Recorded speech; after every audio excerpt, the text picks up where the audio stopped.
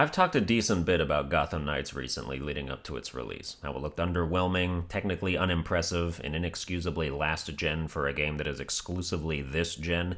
I even called it the next Saints Row, if you remember that game's debacle of being straight trash. Well, now Gotham Knights has launched, and after playing it for a couple hours, my verdict is that elements of a good game tried to flourish here, but were completely suffocated by horrible performance, clunky combat, and exaggerated misfit RPG elements. If you watch the intro cutscene of Gotham Knights, where it shows the entire fight with Ra's al Ghul that leads to Batman's catalytic demise, you could be forgiven for thinking that this game was going to turn out overall good, because with the cutscenes it looks like they really tried. Unfortunately, on PS5, it looks like they tried on PS4 because the frame rate is capped at 30 and frequently dips anyway, but if you watched this in the year 2016, you'd say, hey, that's pretty cool. Nice fight choreography, good characters, and intriguing story, all good elements of something that would have been terrifically enhanced by proper utilization of current-gen tech.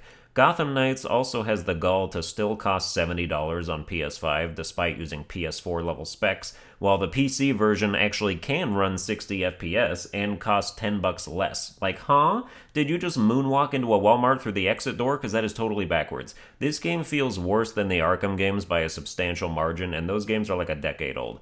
WB Montreal, the developer, actually made Arkham Origins back in the day, the black sheep of the Arkham family that was otherwise developed by Rocksteady Studios, and this even feels worse than that. I say that as someone who actually liked Origins, though not as much as any of the others, and that trend appears to be continuing here, but worse. They actually turned Gotham Knights into Marvel's Avengers with all the loot and crafting and gear numerical values, and let me tell you, that kind of shit works in a Diablo game, but here it's completely out of place. The original Arkham series had RPG elements. You gained experience, you leveled up, you earned skill points to buy upgrades and combat abilities. That's where it should stay. Gotham Knights has that too, with the addition of bonus XP objectives that aren't worth paying attention to, but I liked its ability system for as much as I got into it, but going to a workbench and crafting a melee weapon that does 2 more damage than your last melee weapon is the kind of shit that plainly does not belong here. Also, your hero's signature traversal ability is locked behind a multitude of challenges, and that sucks fucking ass.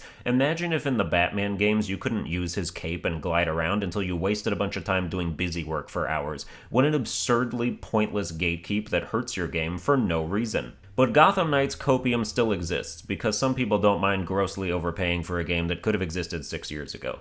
But I watched the Antidote to Gotham Knights Copium today. It's a new 4K 60 FPS cinematic and gameplay trailer for Suicide Squad Killed the Justice League, developed by Rocksteady Studios, the people who I wish could have cloned themselves to also make Gotham Knights, because holy shit, dude. I'll link it in the description. I'm on record saying that I don't like the concept of Suicide Squad. Narratively, I vastly prefer the setting of Gotham Knights and the Arkham games, the Batman-centric universe where the stories are more about serious intrigue and less about just loud destruction and carnage and comedic quips in your face the whole time. So I really wish Rocksteady and WB Montreal switched games. We'd have an amazing Game of the Year worthy Gotham Knights, and Suicide Squad would just function like the first Suicide Squad movie and flop and surprise nobody because there's already precedent for that. Instead, Rocksteady is making Suicide Squad, and because of that, it's looking like a great fucking game. Never underestimate how much the developer matters. The who is more important than the what in game design. Rocksteady could make a banger Hello Kitty game, and WB Montreal could fail even the most pedigreed of IPs, apparently. Suicide Squad is out here looking like an actual current-gen title, which we need to start saying current-gen instead of next-gen, because next-gen has been current-gen for like 2 years.